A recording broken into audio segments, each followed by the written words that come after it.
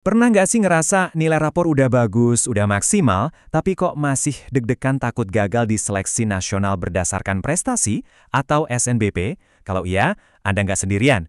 Hari ini kita bakal bedah tuntas analisis tajam dari Dokter Parjuangan Lubis buat mengungkap kesalahan-kesalahan yang sering banget bikin siswa gagal, dan yang paling penting, gimana cara menghindarinya. Yuk kita mulai!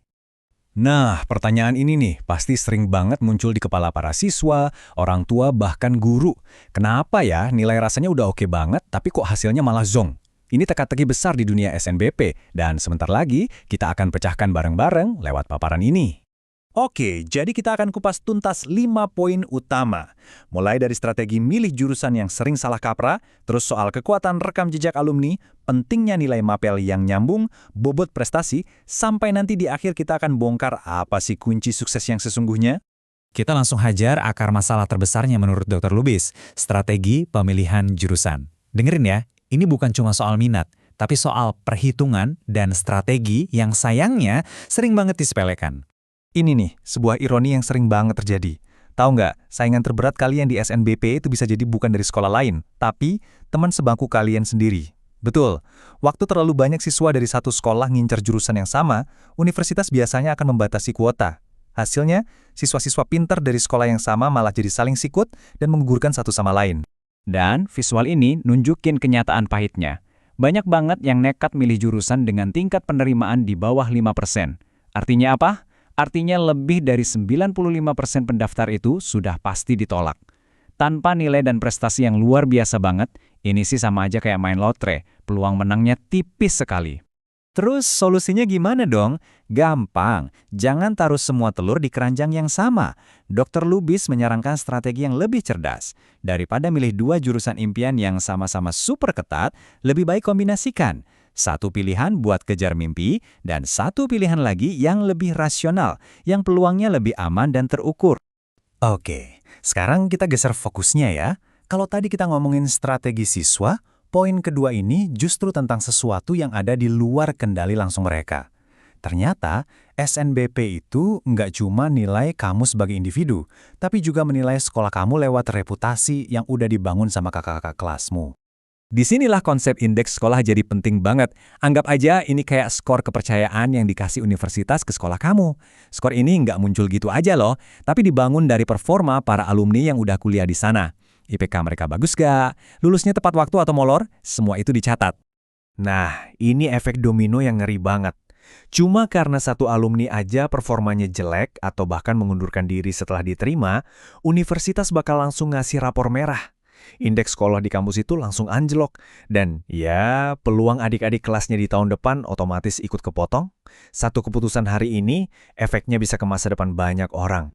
Kita lanjut ke kesalahan nomor 3. Ini adalah mitos yang masih banyak banget dipercaya. Yang penting nilai rata-rata rapor tinggi. Ternyata itu aja nggak cukup kawan. SNBP itu melihat jauh lebih dalam dari sekedar angka rata-rata. Coba dilihat tabel ini. Jelas banget kan? Mau masuk ke dokteran? Ya, nilai biologi sama kimia kamu harus paling bersinar. Pengen jadi insinyur? Ya, matematika dan fisika harus jadi jagoanmu. Universitas itu nyari kecocokan yang spesifik, bukan cuma nilai rata-rata yang bagus secara umum. Dan ini nih poin yang paling penting. Pernyataan ini kuat banget. Seorang siswa dengan rata-rata 88 bisa aja lolos, sementara yang rata-ratanya 90 malah gagal. Kok bisa? Ya karena nilai mata pelajaran kunci si anak yang rata-ratanya 88 itu jauh lebih tinggi dan relevan buat jurusan yang dia tuju. Intinya, relevansi bisa mengalahkan rata-rata. Lanjut ke faktor keempat.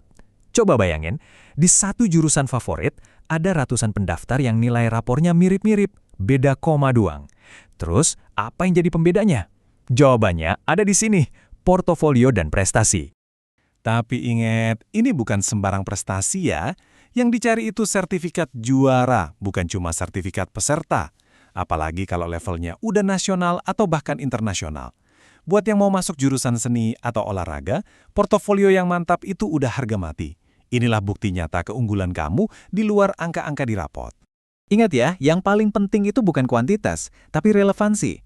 Juara Olimpiade Catur itu keren banget, tapi bobotnya jelas nggak akan sebesar juara Olimpiade Biologi kalau kamu daftarnya ke Fakultas Kedokteran. Kualitas dan kaitan prestasi kamu dengan jurusan yang dituju, itu kuncinya. Oke, setelah kita membahas 4 masalah besar tadi, kita akhirnya sampai pada inti dari semua ini. Dr. Lubis menekankan bahwa kita harus mengubah total cara kita memandang SNBP. Kutipan ini merangkum semuanya dengan sempurna. SNBP itu bukan lagi cuma ajang adu tinggi nilai rapor. Ini adalah seleksi untuk mencari siswa yang paling cocok untuk sebuah jurusan, yang berasal dari sekolah dengan rekam jejak yang konsisten dan yang menerapkan strategi pendaftaran paling cerdas. Jadi, sekolah mana yang akhirnya banyak meloloskan siswanya? Bukan sekolah yang membiarkan siswanya berjuang sendiri-sendiri, tapi sekolah yang proaktif. Mereka merancang strategi secara kolektif, mereka ngasih pemahaman yang realistis ke siswanya, dan mereka sengaja menabung reputasi baik dari tahun ke tahun untuk membangun indeks sekolah yang kuat.